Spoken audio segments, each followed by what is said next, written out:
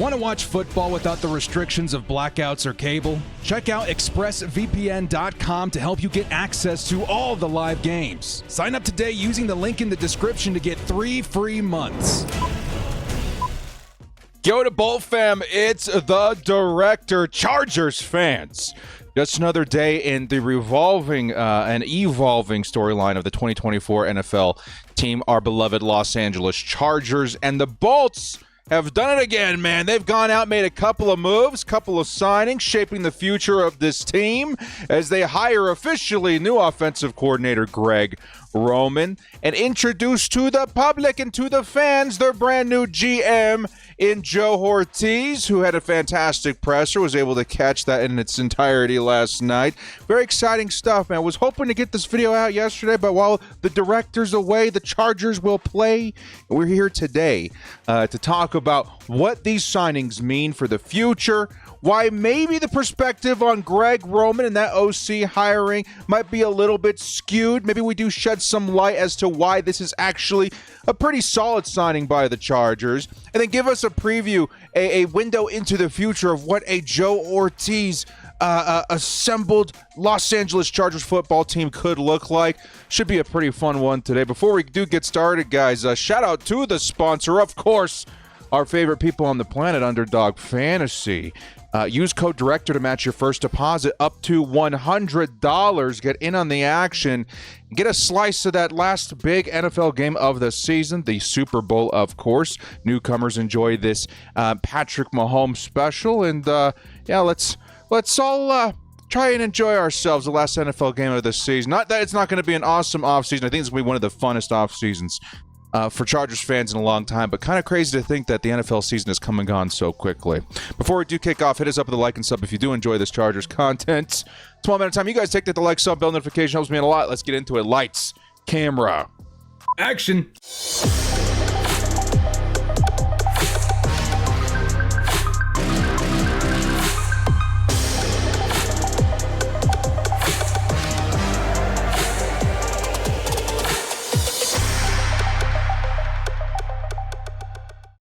Breaking news yesterday. The Chargers have signed offensive coordinator Greg Roman to the team, as well as introduced brand new GM Joe Hortiz to the fold. Let's go ahead and start off with this one. Actually, you know what we're going to start off with? We're going to start off with this, man. I'm sorry. I have to show off a little bit. Just got this in the mail yesterday. You guys want to know what we're wearing today? Man, this is sick, okay? We got a Harbaugh jersey I'm going to be showing off in a different video, but look at this. This just came in. Watch it.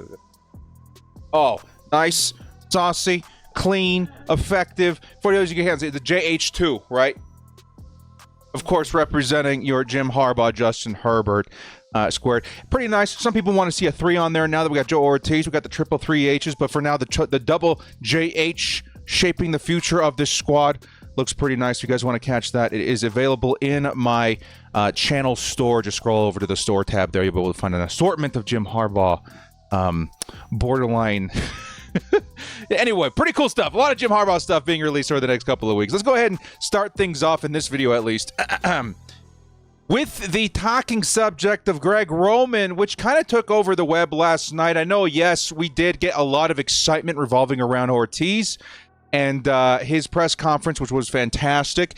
The recent news of Greg Roman, however, I feel like did take over a little bit in terms of Chargers fans, you know, who were excited about all the recent hires, maybe coming down to earth a little bit. I even saw some, other NFL, content creator personalities pointing out that this could be the one move that brings the Chargers back down to reality in terms of, what next season could be like. All I'm going to say to that real off the bat before we start talking about why Greg Roman, in my opinion, could work out fine for the Chargers. Maybe we were a little bit spoiled. This has been the magical season, okay, in terms of hirings, in terms of personnel, in terms of change of culture and head coach and, GM and all that kind of stuff. This has been like a fairy tale. It has been a dream come true. And the first hiring, I think, in a long line of hirings that didn't go the way that us, the fans, perceived it would go, right? Now, fortunately for us, there's a man in charge of the whole thing that we did want in Jim Harbaugh, and this team is being assembled in his image and his likeness. I shouldn't say all that, right? But I should just say in the way that he wants. His vision is what this team is going to end up being assembled towards. And fortunately for us, Jim Harbaugh has a very solid track record in knowing what he's doing when turning around a poor franchise, a poor organization overnight into competitors, into winners, and in some cases into championship caliber squads. I, for one, am fine with this. And this is why I'm pointing out this specific tweet in reaction to this. In Jim, we trust. In Jim, we trust.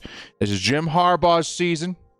It's evident that we've, the team at least, has given him some form of like full control here in terms of the personnel, the hires. Everything's kind of working in conjunction with one another. And I think Greg Roman, especially after kind of looking into the situation here a little bit, will turn out to be a fine hire, maybe even the right hire in terms of, available offensive coordinators, what the Chargers could have done, should have done, would have done. I think Greg Roman could turn out to be the right move here.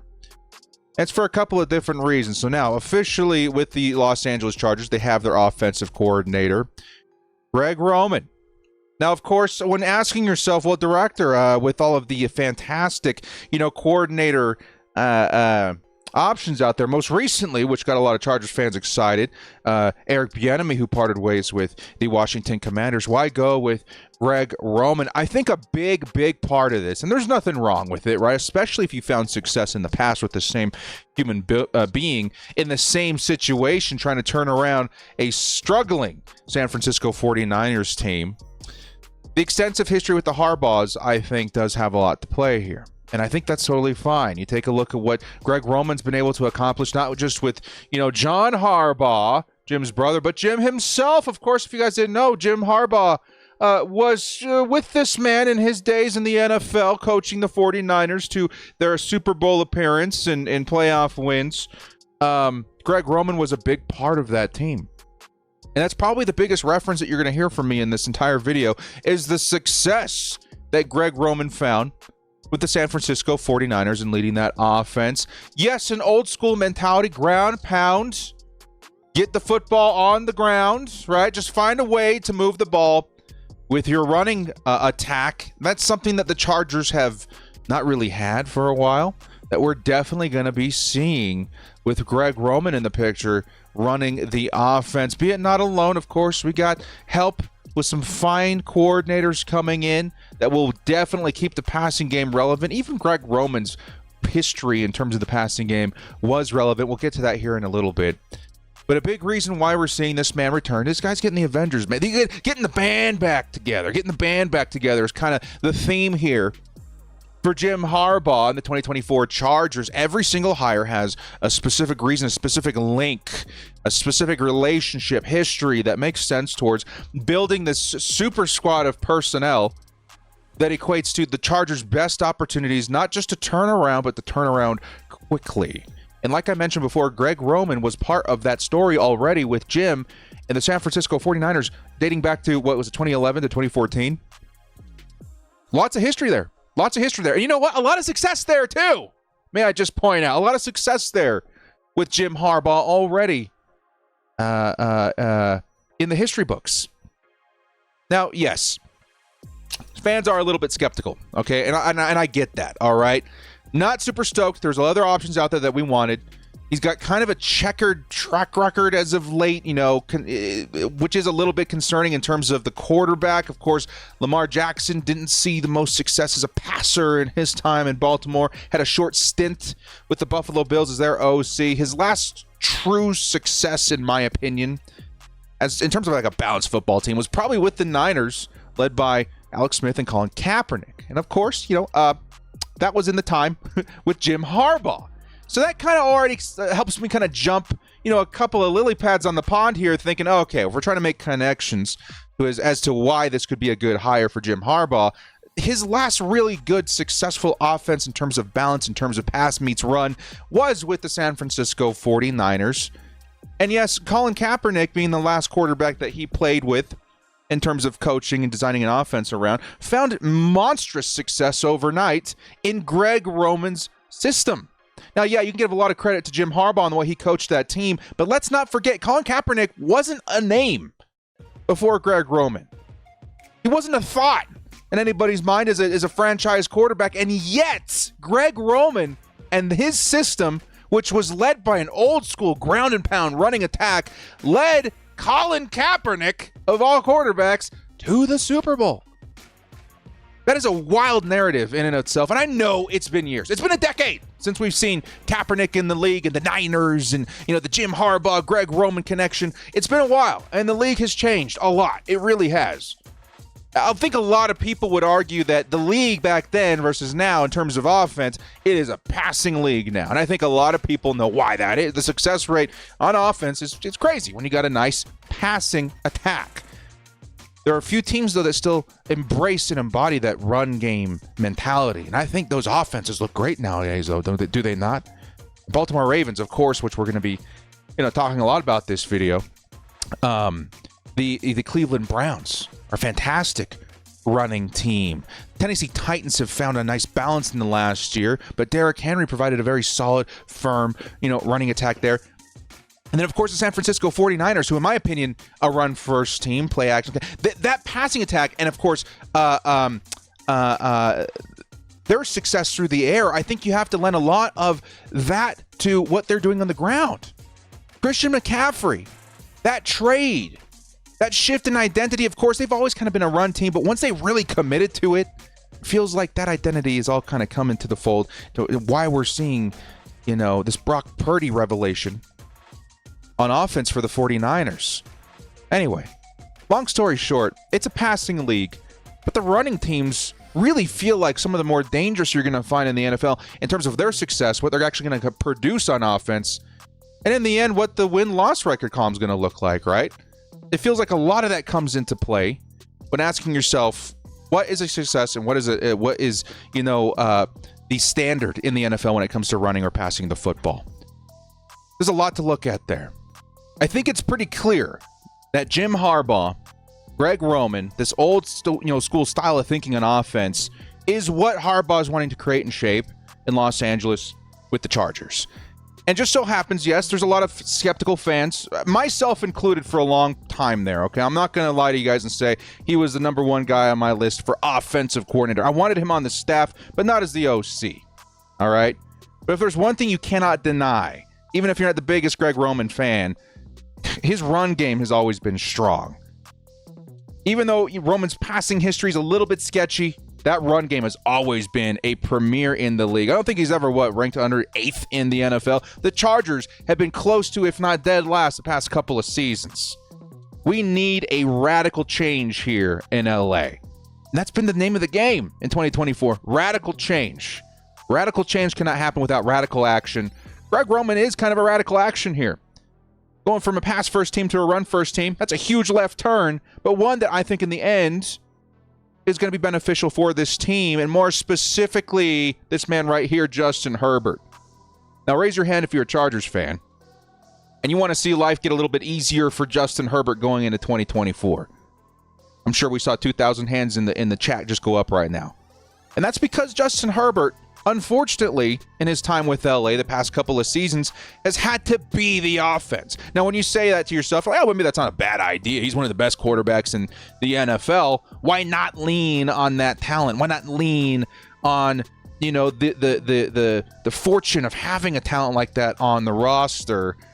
Well, I think it's unfair to think that. And I think it's probably a misuse of talent when you ask him to shoulder everything and to be Superman down after down after down after down, taking hit after hit after hit, and ultimately wearing and tearing that talent over time a little quicker than maybe you had realized. Justin Herbert in this last season was a shell of his former self, even in his rookie year. Now, of course, there's a lot of things to take in consideration there. The injury was probably a big part of that. The offense was brand new. Kellen Moore was kind of working with what he had as Chargers continue to go down with injury week after week. It was a weird season for the offense, so we can't, say that Herbert isn't capable of it. Of course he is, and we've seen him do it year after year, game after game.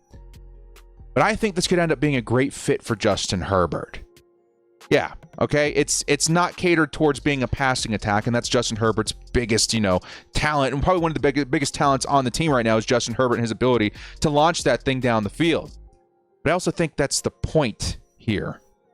Harbaugh wants to build a support system for Justin Herbert. We as Chargers fans want this for Justin Herbert. Let's get this man some freaking help. The best way to do that and to accomplish that dream is a strong run game and a mean offensive line. And just so happens that Jim Harbaugh and Greg Roman definitely share that vision when it comes to how the offense should look in 2024. This is all in an effort to help Justin Herbert and shoulder some of that load with him. And that doesn't mean that his passing is going to go, out the window. There's Justin Herbert, the biggest asset on this team, not being utilized as a passer anymore. No, absolutely not. I think, one could argue the passing game and what Greg Roman was producing with Baltimore wasn't great. But when you take into account that there's things to consider here, maybe a lot of that poor stats, orbiting around Roman's history was stemming from a developing Lamar Jackson, for one. Of course, no disrespect to Lamar Jackson. I know there's going to be Baltimore fans in here like, why are you talking about Lamar that way? It's not. Okay, Lamar Jackson's a fantastic quarterback, but there's a narrative that's been following him since his rookie season. Lamar's a great runner. He's the next Michael Vick, but the dude can't throw worth spit. Now, that's not my opinion. I think Lamar has been developing into a fine passer the past couple of seasons, but it took some time to get there. And in that time, of course, Greg Roman being the offensive coordinator, he's probably going to get a lot of that flack, right? The Ravens and Greg Roman and the offense, they can't throw. They're not a throwing team. As a matter of fact, they are hurting Lamar Jackson and his development as a passer because of how much emphasis there is on the run. Nah, I think you can say that maybe a little bit, but for the most part, Lamar was still developing as a passer in the league. He didn't have maybe the best weapons we've seen in the NFL at receiver and maybe tight end, here and there. But the point I'm getting at here, all right? There are more reasons than one to suggest that Greg Roman wasn't the, sole issue there in Baltimore as to why their passing attack wasn't as efficient as it could be. There's a lot of, revolving factors to consider there. This offense is going to have plenty of passing, folks. I promise you. Greg Roman doesn't mean the death of the pass. There's going to be some solid passing in there. But it's going to be, it's solid. It's going to be supported by a solid and stable run game, which is going to provide more opportunities for big plays via play action and breakaway runs. Something that kind of came to mind at the very beginning here, when we first started talking about Greg Roman and the Chargers and OC, I started thinking to myself, okay, maybe he's not everybody's first choice. But maybe there is something to be looked at here with Justin Herbert and the Chargers specifically in the run game. Now, a lot of you guys, again, maybe fatigued, myself included, at the end of that era there, by a time in the Chargers' recent history where Anthony Lynn was the head honcho in these parts, right? Head coach for the Chargers. Run game, I would say, is the biggest characteristic that you can staple to an Anthony Lynn and his record, right? He's the run guy.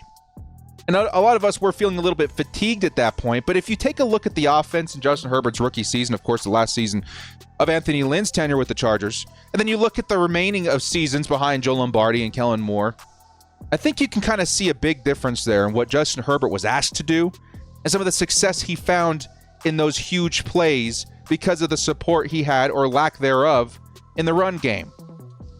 It's kind of a huge, stark difference when you actually step back and think about it. Like, whoa, Anthony Lynn's system, yes, maybe not the most, coveted by Chargers fans. It was definitely a run-first kind of system. But we had guys like, was it Boston Scott? I don't even remember. Some of the backups, Kellen Balaj, was it? I don't remember. These backup running backs that kind of fit that mold that we were looking for in a run-first team, they were shouldering a lot of the Chargers offense, finding some success, even though they're kind of, no names in the league, but also giving Justin Herbert some opportunities to make some highlight level plays. His rookie season's littered with them. You can't search Justin Herbert rookie season without finding, a montage of crazy, deep passes, H-bombs that we like to call them around here, because of what the run game helped support and provide in that offense. I think a lot of that had to do with that. And yes, the Chargers weren't like the scariest offense out there, and the run-first mentality was wearing on the fan base a little bit, but there's no denying that it helped create opportunities for Justin Herbert to be the Justin Herbert that we know today.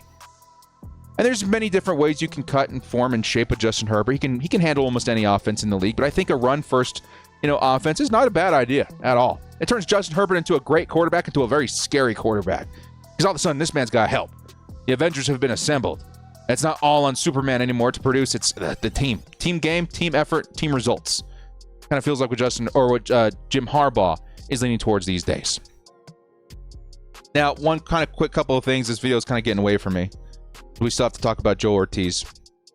A couple of things I would look at in a Greg Roman operated offense. I think we're going to see a little bit more of Justin Herbert on the move. Herbert's about to run, y'all. And I think this is one of the most underdeveloped traits of Justin Herbert, his running ability. Now, nobody wants to see their quarterback run and get hurt. Obviously, that's not part of the plan here. What is part of the plan here is Justin Herbert, who has been developing, I would say, a nice sense for sliding and going down and not taking contact if necessary when on the run with the football. But I kind of want to see that, like, put into the foreground of the plan here, right? The offense, I think, should utilize every trait and skill of Justin Herbert. And I think his ability to run is one of them. I do think that's going to be flexed this year. And that additionally helps your run offense. Lamar Jackson had a huge deal to creating such a great running attack in Baltimore because of his mobility. Obviously. We should see some flavor, some form of that with Justin Herbert. Because in my mind, and this is one thing that I think is, you cannot deny this if you're Jim Harbaugh, Herbert is as tough as a guy like Josh Allen. And I think you can utilize him in a lot of the same ways. I think we're about to see that on display here. Justin Herbert's one tough SOB. Of course, I don't want to see him take any hits, but I think that gives me the confidence to maybe throw in a bit more responsibility on the quarterback to actually run by design. I think Greg Roman's going to introduce that. You see a lot of that in a lot of Greg Roman offenses. Think of the quarterbacks that he's worked with recently. Lamar Jackson, Josh Allen, Colin Kaepernick, Alex Smith, not so much, but you get what I'm trying to say here. I think utilizing the mobility of the quarterback position is part of the Greg Roman way. We're going to see some of that this season. And in the end, it's all part of the plan. This image does kind of help relieve me, in my mind, at least. I have to imagine some Chargers fans will feel the same way. Look at Jim. Look at Greg. Back in the day, the old 49ers days. This is something that they had to do already. Jim Harbaugh, the 49ers. Yes, they did have the benefit of Frank Gore back then.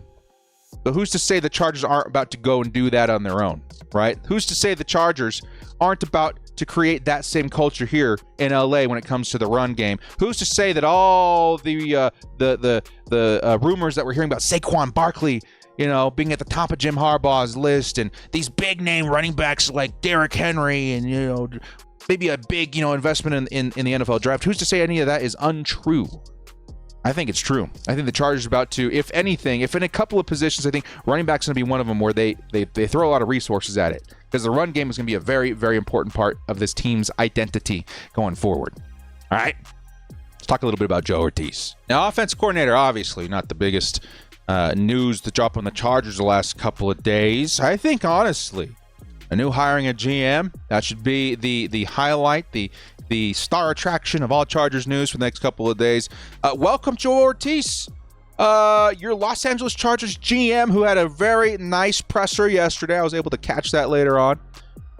Very impressed. Very, very impressed in seeing all of the research I've done on this man, all of his history with the Ravens in football in general, kind of come to the surface in a very well-spoken, well-representative of his talents and his history in this presser. It was fantastic. If you guys haven't watched the presser in its entirety, it's a great watch for Chargers fans, because it tells me, and I'm sure the entirety of the fan base, we are in good hands, folks. Hortiz, when it comes to experience, when it comes to strategy and identity and what they've built in Baltimore, every team in the NFL should aspire to that kind of energy, that kind of success. And that's why the Baltimore Ravens have been picked clean of staff this offseason. If you were a janitor in the Baltimore building, you probably got a job somewhere in Cleveland, running a defense. The Ravens are the standard right now. And fortunately for the Chargers, we have probably one of the closest connections to that organization in our head coach, of course, the brother of John Harbaugh, the guy running the show in Baltimore. And I think that kind of lends us a hand here in reforming the Bolts into the image of what Jim wants, which is ultimately, in my opinion, some weird hybrid of Baltimore, LA, Michigan. That's great. I'm about it. That's awesome. We want to see that. And Hortiz is going to be the guy with the most experience and hands-on, involvement with that team of the past 25 plus years. Hortiz has been there since the beginning. They talked about him playing, I think it was racquetball or pickleball or something with Jim Harbaugh when he was the Ravens quarterback, back when Hortiz was 22 years old. He's been around, man. And he's witnessed the success revolving around the Baltimore Ravens and why they've been a relevant and dangerous team for 2-3 decades. Hortiz has been there, man. And this is great, man. We got a master strategist behind the wheel. And when you hear him talk, you see all that experience bubble to the surface. One thing I loved hearing that we heard several times was the emphasis on comp picks. I'm sure there's one group of guys in the Chargers circle here that talk so much about comp picks. I'm sure the guilty as charged guys, the guilty boys, were super stoked to hear about Hortiz's emphasis on comp picks. Comp picks can be a great thing, man. It's a system. No, comp picks aren't a strategy. They're a lifestyle. You got to wake up every day thinking comp picks. You got to live, breathe, watch every day. Comp picks. That's how comp picks kind of work. And it's a revolving door of players and assets.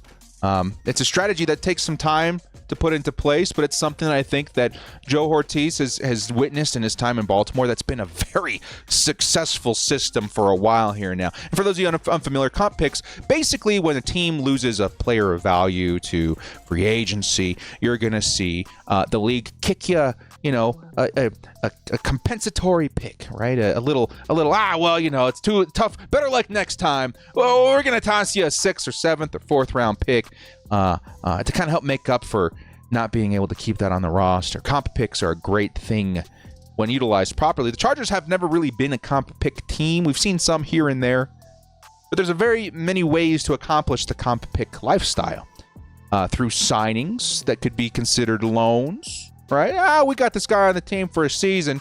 We're probably not going to pay him next year, but hey, we're going to get a comp pick out of it. There's one way. There's weighing the talent and age and all the factors of whether or not to hand out new contracts. Now you got to weigh that versus, we get a comp pick. Why are comp picks so valuable, you might ask? Why would you ever give up a premium player for a comp pick? It's basically dancing the dance of the cap, right? Well, if you can't have it, you can't have it all, all the time. You can't. But you can make the best out of a bad situation and get something in return. And in the case of a man in a mind like Joe Hortiz, I mean, an extra 7th, 5th, 4th round pick, them's as good eats because they know how to use that pick to their advantage. And of course, make that pick work for you. Not every GM, not every relationship's going to result in success in those middle rounds. You're going to see some guys hit more than others in those middle rounds. I think Hortiz and the Ravens have more than proven that they are definitely the minds that can take a 4th or 5th round pick and turn it into a relevant player for their starting unit of on the roster. Anyway, my point here being is that comp picks is a great lifestyle to adopt, and the Chargers about to enter into that mindset, which is a very exciting thing. It's going to take some time. Don't think that, the Chargers are about to. No, it's going to take years. It really will. But just kind of having that at the foreground of your mind is kind of exciting there. Now, the Ravens' history, of course, a big reason why we made this hire to begin with. This is kind of what makes me smile. Of course, the Ravens been utilizing comp picks since the beginning of time. Joe Hortiz, however, has a front row seat to some of the best team building I've seen in a long time. Take a look at this first round for the Ravens. How did they do that? Linderbaum and Hamilton in the first round, two big impact players, both sides of the ball. Dang, bro, dang. That's the kind of impact that we're going to see here. This man, as far as a draft mind, Chargers fans, get ready. We've looked at this before. Let's just look one more time together, all right, guys? The history of the Baltimore Ravens draft in recent seasons. Look at some of the big names we got. Zay Flowers, Trent Simpson. This team's still kind of developing a little bit. But look at that. Tyler Linderbaum and Kyle Hamilton first round. David Ajobo, Travis Jones, Daniel Falele. I think they traded up to get Falele, by the way. Great trade. Look how many freaking picks they got here, too, dude. 2 first rounders, 2nd, 3rd. How many 4th rounders does this team get away? 1, 2, 3, 4, 5, 6 4th rounders. They got guys like Isaiah Likely and the Daniel Falele, right? Them some bad men in the front office of the Baltimore Ravens, man. That's a lot of 4th round picks.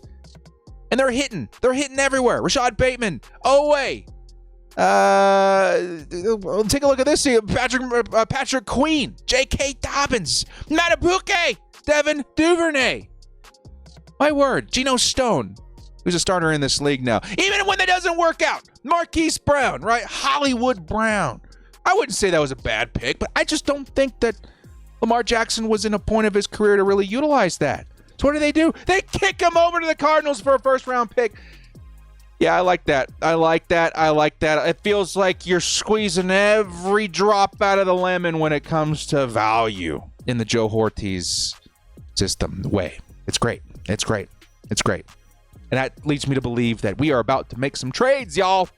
Look at this. It's just via trade, right? In the past few years for the Baltimore Ravens, this team are trade beasts, trade monsters. We'll just look at a couple of them, right? Of course, not everyone's going to be a slam dunk. You know, who knows what these picks turn into. I mean, Andrew Voorhees, definitely not bad for Baltimore there.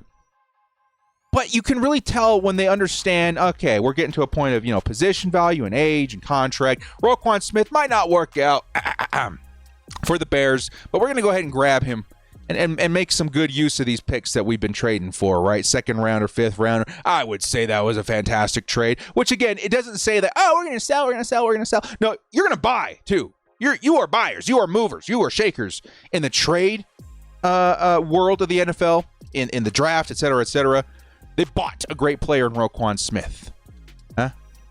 Here we got a trade down, right? Buffalo acquires the first-round pick. They get themselves Tyler Linderbaum. They drafted a freaking punter with that fourth-round pick. But, hey, they had like 20 fourth-round picks. At what point you're like, I don't know what to do. Let's go buy a punter. Not bad. There's a lot of movers here, man. Of course, they kicked Marquise Brown for a first-round pick. That was a great move for them there. That turned into what? Kyle Hamilton, right? That's great. Falele, which they traded up in the draft, I think, to go get in that year for a fourth-round pick. They kicked over a fifth and seventh rounder. That's great. Great pick or great trade right there. They get a sixth round and Tyler Batty. Okay, so all I want to say here, we're not going to look at all like, did it work, did it not work? Just more look at the amount of trades. We're only to 2021 at this point, dudes. A couple of years. Look how many freaking trades are on the table for the Baltimore Ravens. Josh Oliver, 7th round pick over 2021. Here, let's go all the way back just to 2020, right? Let's go all the way back to 2020. Look at this transaction list, man. Absolutely ridiculous. How many moves the Ravens are making to stay relevant and to keep, again, once again, squeeze every drop, every ounce of value out of these moves. Keeps everything kind of fresh and relevant on that roster. Okay? So that leads me to my next point here, which I think is pretty exciting to think about. And maybe in some people's minds this will happen, won't happen. Maybe it's as exciting or not as exciting or worrisome. I think the 5th overall pick may not be safe. And maybe it is, maybe it's not. But I think at some point, the Chargers are going to trade down. I do. It could be the 5th pick. Let's not put out of the realm of possibilities that the Chargers trade down in the 2nd, 3rd, 4th rounds either, right? Maybe pick 5 and Brock Bowers is too juicy of an idea for them to pass up on. They take that pick. But when we grab some extra picks along the way, because again, we got a great position in every round this draft. Every round. We're at the top of the pecking order. You could turn that into an extra 4th round pick, or hell, 5 extra 4th round picks if you're Hortiz and the Ravens, right? But you could certainly trade down in the 1st round this year too, depending on what your perspective is of your trade partner, your new position, what the vibe is around the league of who's going to go where. There's a chance that Brock Bowers doesn't go top 10, dudes. I would think that's highly unlikely, especially given his talent. But he's still a tight end, and there's just this opinion revolving around the position still that I think is outdated, but one that, could lean a guy like Joe Hortiz to say, hey, let's trade down to pick 8 with the Falcons, right? And then let's go ahead and turn that around to Brock Bowers and another 3rd rounder, 2nd rounder, whatever. So they can go get their quarterback. It just feels like when you're talking about a guy who squeezes every ounce, every drop of value out of a player or pick a situation, the 5th overall pick feels like something that he'd be like, all right, man, we're going to get a great player, but we're also going to get a lot of picks in between. Okay? Because that's just the way it works around here. And it does feel like we're fitting a narrative right now. Joe and Jim could create draft miracles this season. Joe Hortiz, man. These two minds should never be allowed in the same room because of just how much potential there is for success. I'm very excited about this pairing. I'm super excited about this pairing. And especially if you're a fan of the draft, if you're a fan of team building, if you're a fan of April, May, where are the Chargers on the draft board, speculation, mock drafts, the whole 9 yards. It's an exciting time to be alive if you're a Chargers fan, because this duo of football minds could create some crazy chemistry that's unheard of to human history. It's crazy. Unknown to mankind, I think is what I should say, right? Joe Hortiz is the mastermind, the chemist, right? He reminds me of Walter White out there. He found his Jesse. He just understands the playing grounds here so well, and he understands the idea and concept of value behind all these picks and personnel and all that. Jim Harbaugh has been kind of the sheriff in those parts in college football the past couple of seasons. And if there's anybody that has a lay of the land as better than him, I want to see him. I want to meet him. Because Jim's been recruiting these guys. The big reason why Brock Bowers to the Chargers is a huge narrative is because he wanted him in Michigan. Jim was like, hey, man, he was trying to recruit this kid. Of course he knows who Brock Bowers is. Of course he knows who all these top prospects are. Of course he knows the guys that you're going to see in the middle rounds. Like, hey, why is this guy in the 3rd, 4th round still? Why is he still available? I coached this kid, or I recruited this guy, and he's definitely going to be better than the 4th round value. We're going to pick him up. Joe Hortiz and all his knowledge be like, you know what, that sounds like good value. We're going to do that. Maybe we're going to trade up and go get that guy that you want. Whatever the case may be. These two guys together, the situation, the unique perspective that they provide should make for some of the most exciting Chargers draft seasons ever in the next 2 or 3 years. Jim Harbaugh's unique perspective in college ball, as much as he may deny it, is a huge advantage here for the Chargers.